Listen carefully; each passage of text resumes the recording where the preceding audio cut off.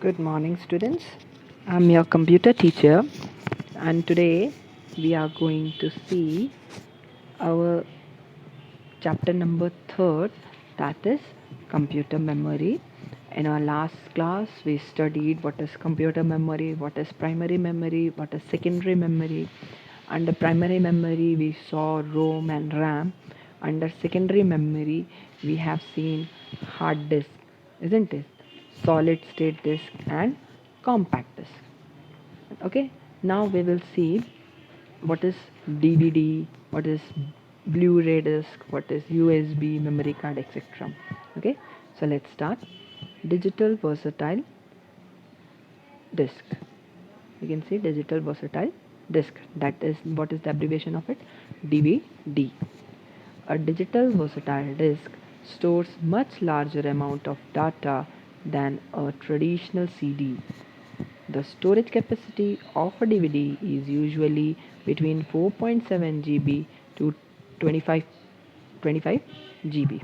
Okay, what is the full form of DVD? Digital versatile disk. Okay, and has a larger amount of data than other traditional CDs. You have seen compact disc, so as compared to that, it has larger amount of data storage capacity, and you can store from in between 4.7 GB to 25 GB. Now the different types of DVDs available are DVD-ROMs, which can only be read, DVD-R, which data can be returned only once, and DVD-RW, on which data can be erased and returned like multiple times.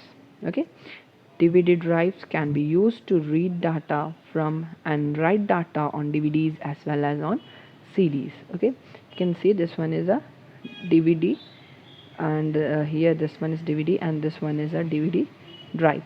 Okay, so what happens with the DVD? There are different types of DVDs. First DVD is DVD ROM.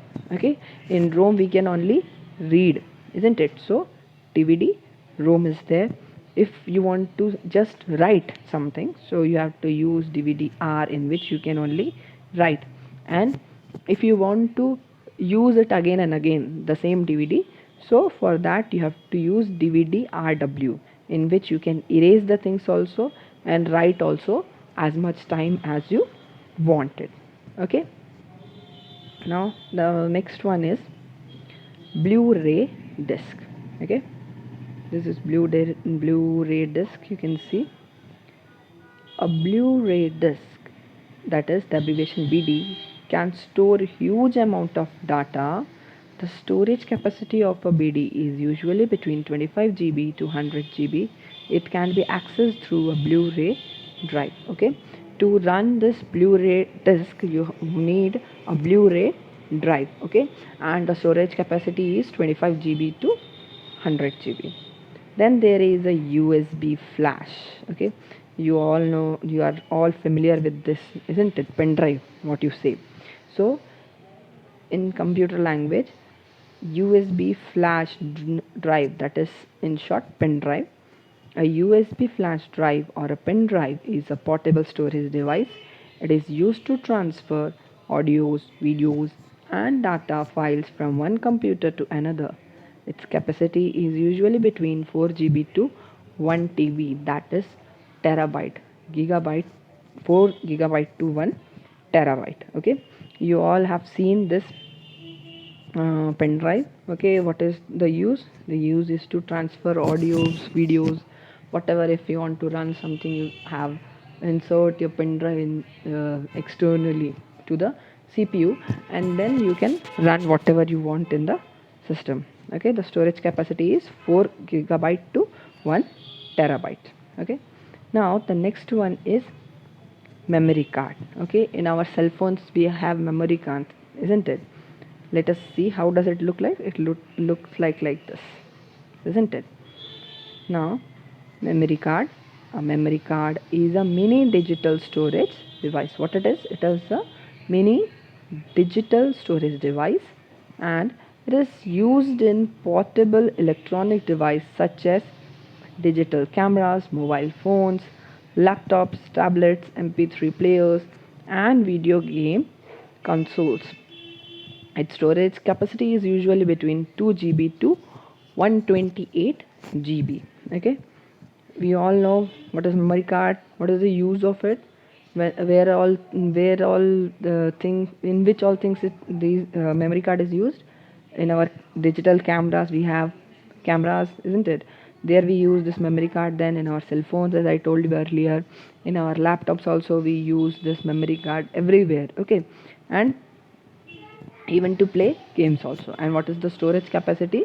The storage capacity is 2 GB to 128 GB, that is gigabyte. Okay, so now this our two parts are over of this computer memory, that was primary and secondary.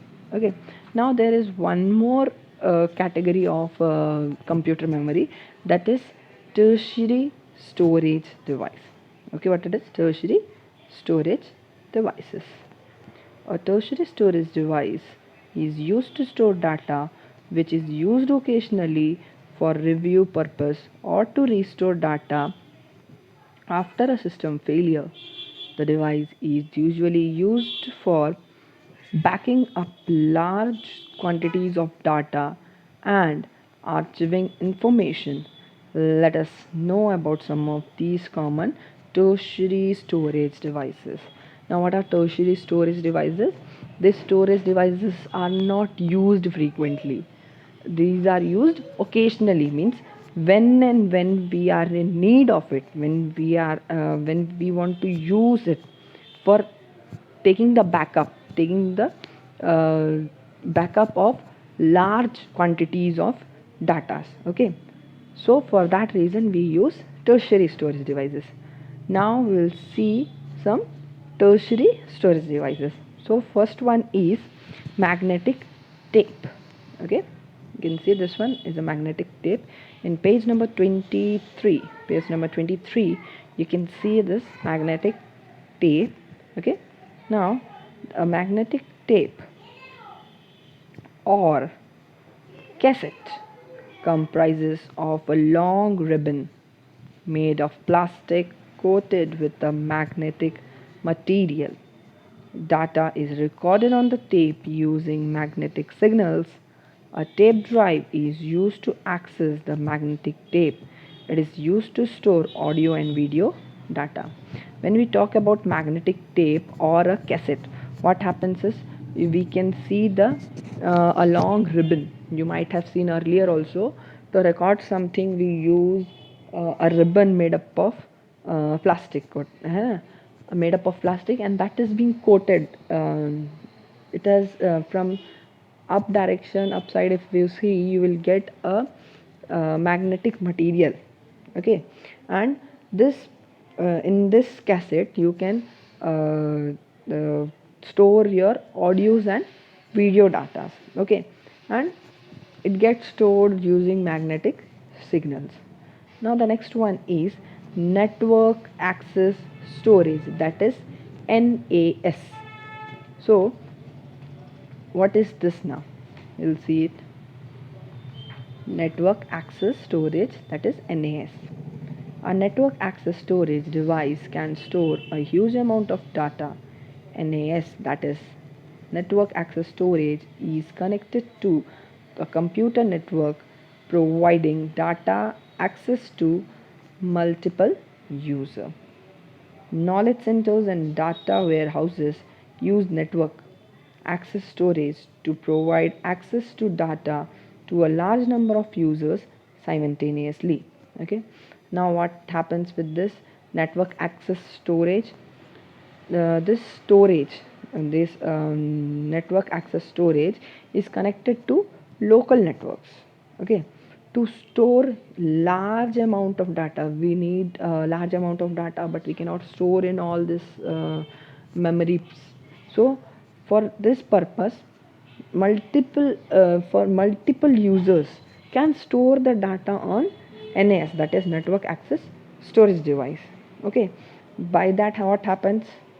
all the data will be stored in one device, okay, and large amount of data can be stored.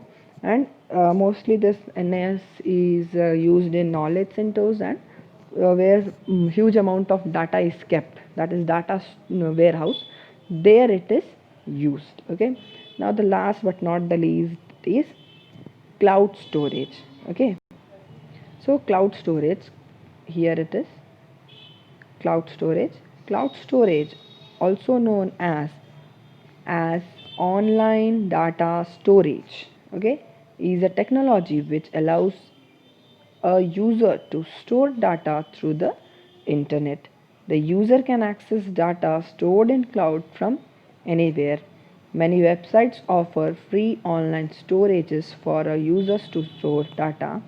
Microsoft OneDrive and Google Drive are two popular cloud storage devices.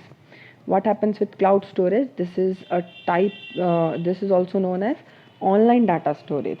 What happens is you don't have to keep a memory card, or you don't have to use a pen drive or CD drive, nothing. Whenever you want to read, whenever you want to write in that particular data information which you have already stored, that data you can store in cloud storage. Okay, for this you need a internet.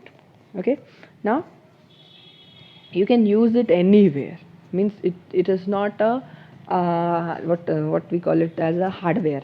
Okay, it is a software in which this all the datas will be stored online. Okay, you can get a free trial. Many websites are there which offers you a free online storage things. And there are two popular cloud storage devices. What are they?